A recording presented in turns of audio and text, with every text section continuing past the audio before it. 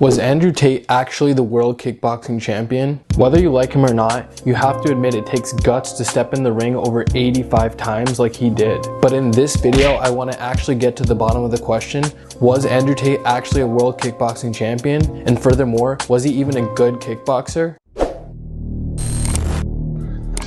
Well, off the bat, you've probably heard of Andrew Tate's 76-9 kickboxing record, but let's see if they're actually legitimate wins or against just a bunch of random cans like you see in a lot of fighting regional circuits. And the first thing you'll notice is out of the 85 fights that Andrew Tate has supposedly been in, only 34 of them have actually been properly documented and are viewable today. Even more, many of Andrew Tate's title fights aren't even available to view either. Keep in mind, these are title fights for the supposed kickboxing world championship. If you were to look up Israel Adesanya, for example, another world-class kickboxer who I should add never even became a world champion in kickboxing in his organization Glory, still has every single one of his fights properly documented and are viewable. But anyway, for the sake of this video, let's give Andrew the benefit of the doubt and review the little tape that we do have available to us.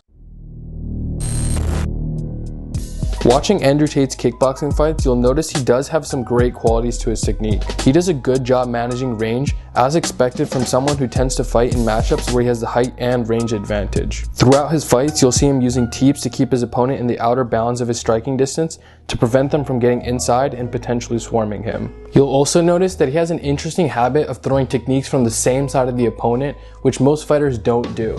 For example, he often throws a lead hook and then throws a body kick from the lead leg as well. This works so well because when the opponent shells up for the lead hook, they almost always expect a strike from the opponent's other hand as a follow-up. And by throwing the strike from the same side, you're able to catch your opponent off guard and punish them. This was perfectly shown when Anderson Silva was knocked out by Chris Weidman, who doubled up on his right hand, which tricked Silva into leaning perfectly into Weidman's follow-up punch and got himself knocked out. I also noticed that Tate does a good job manipulating his opponent's guard by using his lead hand to direct where his opponent will shell up, and he follows up with an immediate kick to the exposed side with little time for the opponent to react. And while Tate does have some good qualities when it comes to his fighting technique, I must say he does have some objective weaknesses to his technique as well. The biggest one is his defense.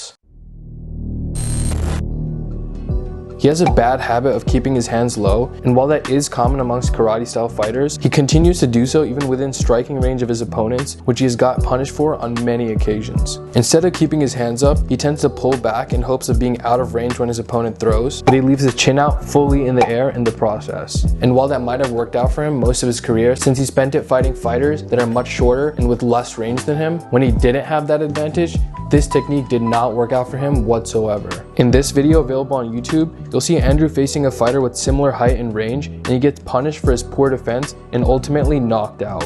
And even against shorter fighters, you'll notice that once his opponent gets inside, he often doesn't do a good job neutralizing his opponent's attacks and probably would have benefited from using more clinches in such situations.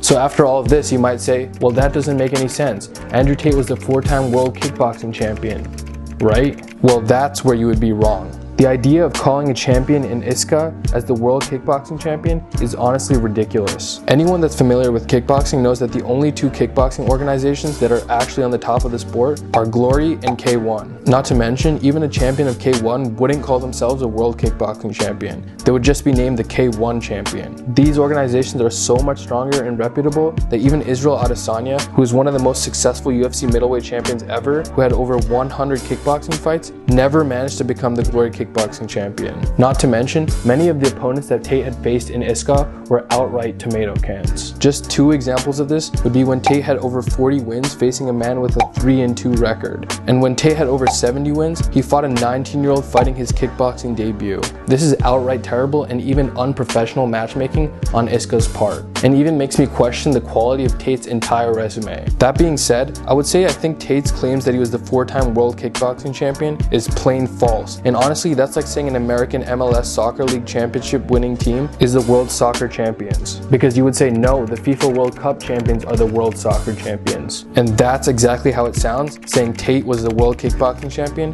because he won a title in ISKA, which is essentially a regional circuit level competition. Overall, whether you like him or not, the fact that Tate stood in the ring over 70 times is certainly commendable. And although he isn't and never was the world kickboxing champion, he still was a very good kickboxer at the very least. Anyway, if you enjoyed the video, be sure to hit the like and subscribe button to support the channel. And be sure to watch these 2 videos right here to see my breakdown for 2 massive fights coming up soon. And thanks for watching, and I'll see you on the next one.